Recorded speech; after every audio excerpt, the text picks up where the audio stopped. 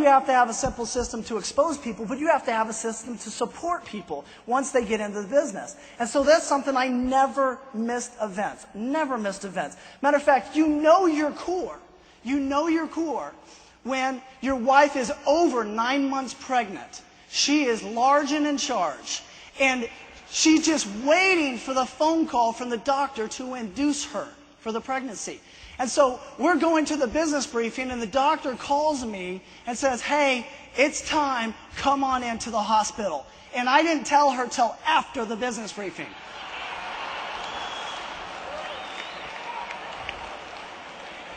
I know, women, that's wrong. That's wrong. But folks, you just don't quit. You don't quit the business. And what I'd like to do is I'd like to really share why I was able to create the success I did in prepaid legal. And it's because of my loving, supportive wife. And it's the same one. She's still married to me, even though I did that to her. But she is the strength of my business, and I wouldn't be where I am today. Folks, please welcome to the stage Sherry Hughes. Get boom, boom, boom. Gotta get boom, boom, boom. That boom, boom, boom. That boom, boom, boom. Yo, I got that hit to beat the block. You can get that bass on below. I got that rock and roll. I think this is by definition being out of your comfort zone. So, bear with me. I don't do the dog and pony show. I stay in the back. But I'm grateful for this opportunity to share with you my journey in prepaid legal. When Dave and I got started with prepaid legal, we were extremely excited about the opportunity that we felt that we had found to break the poverty line that had been in our family tree for far too long. I remember that we used to wake each other up in the middle of the night to add names to our names list. We went to every event. We had hours of dreaming and scheming and visualizing the life that we were now going to make for ourselves and our family. And we made lifelong friends along the way.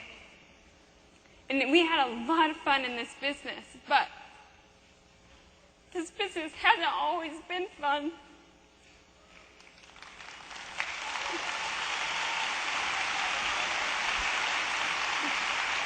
I remember walking home to find the eviction notice on our front door and not sure how we were going to pay that bill so that we didn't have to live on the streets.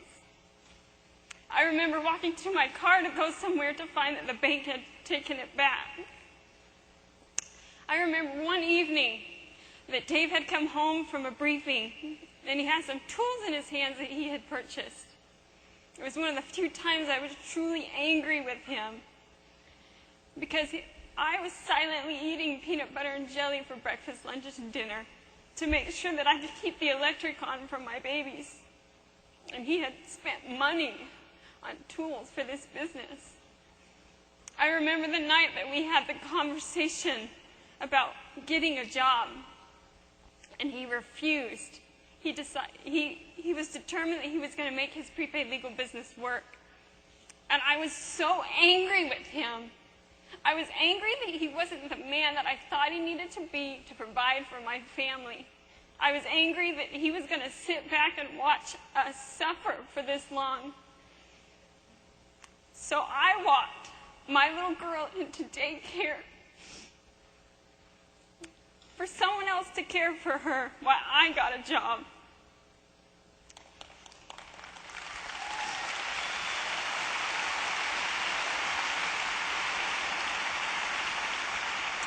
But it wasn't long after I got that job that I realized that it was not David who had failed me, but it was I who had failed him.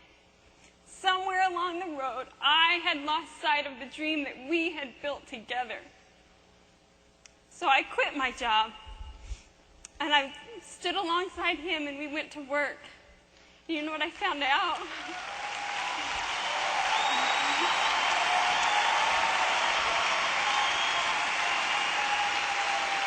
I found that I was actually pretty good at this business.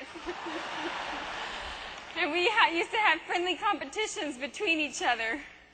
And if I must say, I used to smoke him before he even got out of bed.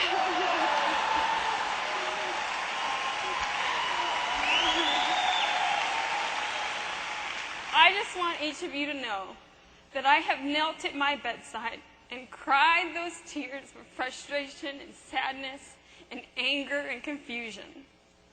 But today, when I kneel by that bed, those tears have turned to tears of appreciation, gratitude, love, and joy.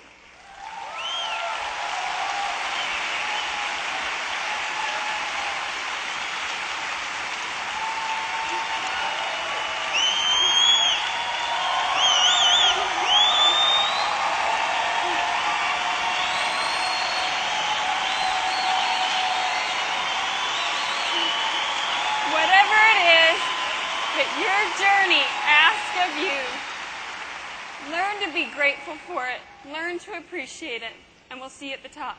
Thank you. That digital spit, next level.